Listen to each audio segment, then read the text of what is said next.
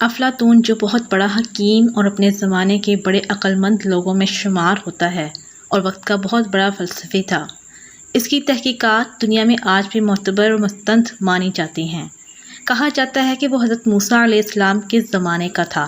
اس کے بارے میں لکھا ہے کہ وہ جنگل میں ایک معمولی جھونپڑے میں رہتا تھا، لوگوں سے میل ملاپ نہیں رکھتا تھا، اگر کسی کو اس سے ملنا ہوتا تو پہلے اس سے اجازت لینی پڑتی۔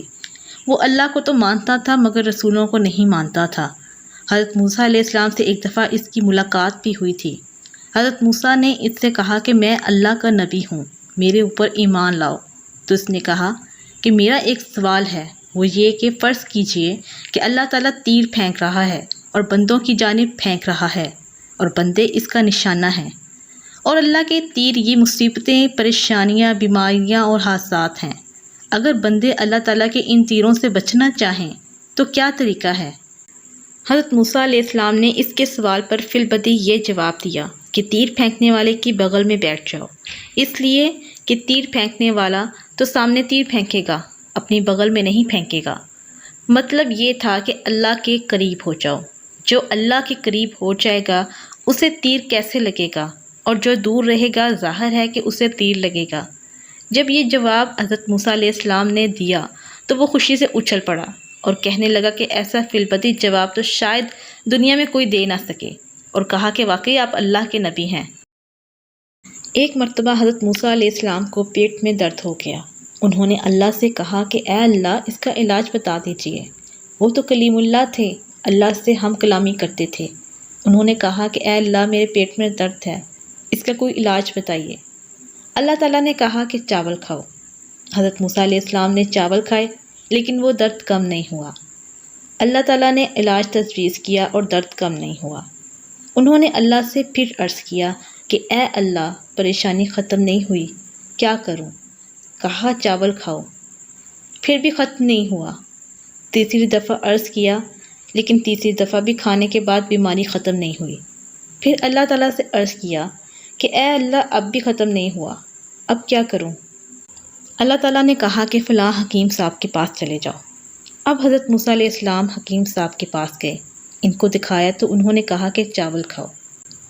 اللہ تعالیٰ نے 3 دفعہ کہہ دیا تھا، کم نہیں ہوئی بیماری۔ اب یہاں گئے تو وہی چاول کھاؤ۔ خیر آ گئے، چاول کھائے تو ٹھیک ہو گئے۔ اشکال ہو گیا ذہن میں۔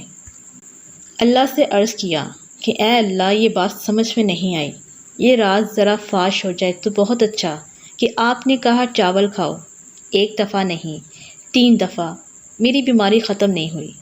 حکیم صاحب نے بھی کہا چاول کھاؤ اور بیماری میری ختم ہو گئی۔ یہ میرے سمجھ میں نہیں آ رہا ہے۔